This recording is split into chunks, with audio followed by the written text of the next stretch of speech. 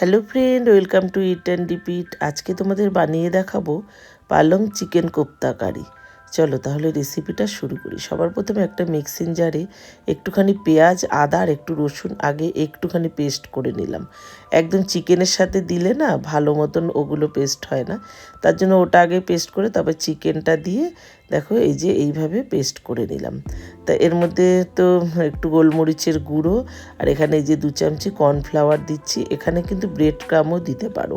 তা কর্নফ্লাওয়ারটা দিচ্ছি এই কারণে একটু বাইন্ডিংটা হওয়ার জন্য। তারপরে এই যে হাতে একটু তেল মেখে তারপরে এই যে কোপ্তার আকারে আমি গড়ে নিচ্ছি। এই যে এরকম লম্বা করেও করতে পারো, গোল করেও করতে পারো, এটা যার যার চয়েস। তা এই যে দেখো কোপ্তাটা কিন্তু হয়ে গেল। এবার একটা গামলার মধ্যে একটুখানি জল নিয়ে কিছুটা পালং শাক আমি একটু গরম জলে আর কি ডোবানো। তা একটুখানি একটু মজে গেলে শাকটা একদম ঠান্ডা জলে কিন্তু তুলে শাকটাকে রেখে দিতে হবে। তাহলে কি হয় বলো তো, ওই সরি, এই শাকের মানে কালারটা কিন্তু তাতে খুব ভালো থাকে। তারপরে এই যে দেখো শাকের জলটাকে পুরো একদম হাত দিয়ে একদম নিংড়িয়ে নিয়ে তারপরে এই যে এইভাবে একদম চাকু দিয়ে যত একদম মিহি করে কাটতে পারবে ততই ভালো হবে। খুব মিহি করে কাটলে এটা বেশি ভালো হয়।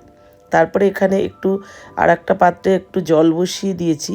এই যে কোপ্তাগুলোকে জলটা ফোটার পরে একটা একটা করে দিয়ে দিচ্ছি। কোপ্তাগুলো কিন্তু তেলে ভেজেও নিতে পারো, তবে আমি একটু বয়েল করে নিচ্ছি। বয়েল করে নিলেও বেশি ভালো লাগে। তা ভেজে নিলেও ভালো লাগবে, কিন্তু বয়েল করে নিচ্ছি। একটু যদি তেলটা কম তাতে যায়, এটা যার যার চয়েস। যদি ভেজে নিতে চাও তাতেও করতে পারো, তবে এই বয়েল করলেও কিন্তু ভালোই লাগে। তা দেখো একদম 10 মিনিটের মধ্যে বয়েল হয়ে যাওয়ার পরেই কিন্তু কোপ্তাগুলো দেখতেই পাচ্ছ একটু ফুলেও গেছে। আর এখানে ওই চিকেন স্টকটা কিন্তু ফেলে দিলে চলবে না, ওটা কিন্তু রেখে দিয়েছি।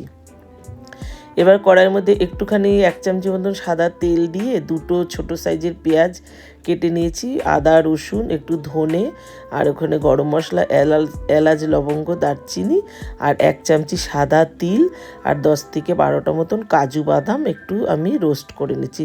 সামান্য একটু ভাজা করে নিচ্ছি যাতে ওই পেঁয়াজের কাঁচা গন্ধটা চলে যায়। একটু সামান্য ভাজা করে নিয়ে ওটা একটা পেস্ট করে নিচ্ছি। এই যে এই পেস্টটাকে করে নিয়েছি। আবারও কড়াইতে সাদা তেল দিয়ে দিলাম, আর এই রান্নাটা সাদা তেলেই কিন্তু ভালো হয়। সাদা তেল দিয়ে তারপরে ওই মশলাটা ডাইরেক্ট দিয়ে দিলাম। খুব বেশি কষানোর একদমই দরকার নেই, একদমই তো রোস্টেড মশলাটা, তার জন্য। আর এখানে একটু কষানো হয়ে গেলেই এই যে দেখো পালং শাকটাকে যে কুচিয়ে রেখেছি সেটাও কিন্তু এবার দিয়ে দিলাম। এই রান্নাটা কী যে অসাধারণ হয়, একবার বানিয়ে খেয়ে দেখো। তারপরে দিয়ে দিলাম স্বাদ মতো নুন আর গোলমরিচের গুঁড়ো। তারপরে একটু কষিয়ে তারপরে এখানে দিয়ে দিলাম 2 চামচি মতন টক দই একটু ফেটিয়ে নিয়েছি, ওটা দিয়ে দিলাম। তারপরে ওই যে চিকেন স্টকটা সেটাই কিন্তু দিয়ে দিলাম, অন্য কোনো জল আর কিন্তু না দিলেও হবে। চিকেন স্টকটা দিয়ে দিলাম। আর এই যে দেখো কোপ্তাটা কতটা নরম হয়েছে। তা এইভাবে তো তোমাদের বোঝাতে পারবো না, একবার বাড়িতে এই পদ্ধতিতে বানিয়ে দেখো তারপরে বলো। তারপরে এখানে ঝোলটা ফুটে উঠলেই তারপরে কোপ্তাগুলোকে সবটাকে দিয়ে দিলাম। একদম চটজলদি হয়ে যায়, 10 মিনিট ফোটালেই কিন্তু এই যে দেখো হয়ে গেছে কিন্তু। এবার যদি মনে করো আরও একটু ঝোল ঝোল রাখবে তাহলে আগেই নামিয়ে দিতে পারো। তা আমি যে সাইডে একটু নামিয়ে রাখলাম, হয়ে গেছে।